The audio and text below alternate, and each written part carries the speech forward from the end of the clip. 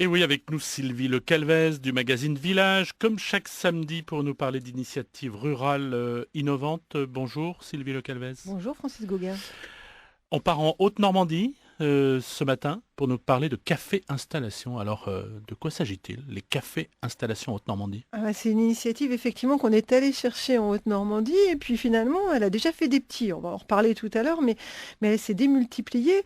C'est une initiative collective, hein. C'est l'association Les Défis Ruraux en Haute-Normandie qui rassemble autour d'un moment convivial, autour d'un verre de cidre, à la fois des porteurs de projets en agriculture, mais pas seulement, des jeunes installés, des nouvellement installés, des agriculteurs qui sont en place, des citoyens, des élus, pour échanger autour de thèmes liés au milieu rural et plus souvent quand même liés à l'agriculture. Alors ça peut être comment on fait pour accéder au foncier, on sait que c'est très tendu le marché des terres, comment bien choisir son statut juridique, comment faire un projet coopératif qui peut associer des citoyens, comment on peut faire pour concilier une vie professionnelle et une vie familiale, une vie associative sur un territoire. Donc ça se déroule tous les mois dans plein de territoires au Normand, le pays de Bray, le pays de Caux, le pays de Rille et Charentonne. Ils tournent et ça crée une vraie dynamique. C'est de l'échange d'expérience?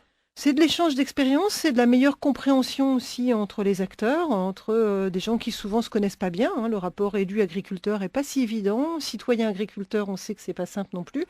Donc ça permet de faciliter l'arrivée de nouveaux agriculteurs et de bien comprendre les enjeux et en quoi c'est nécessaire de les accompagner, de les aider à trouver du foncier, de faciliter leur installation.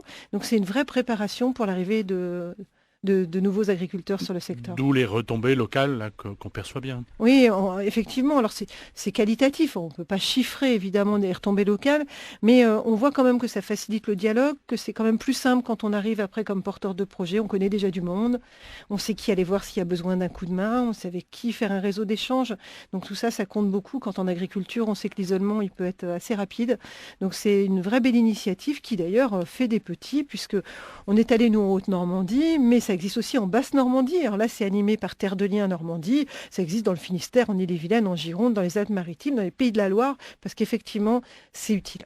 Alors, des cafés utiles donc à retrouver dans le numéro 121 du magazine Village. Merci Sylvie, à la semaine prochaine. À la semaine prochaine.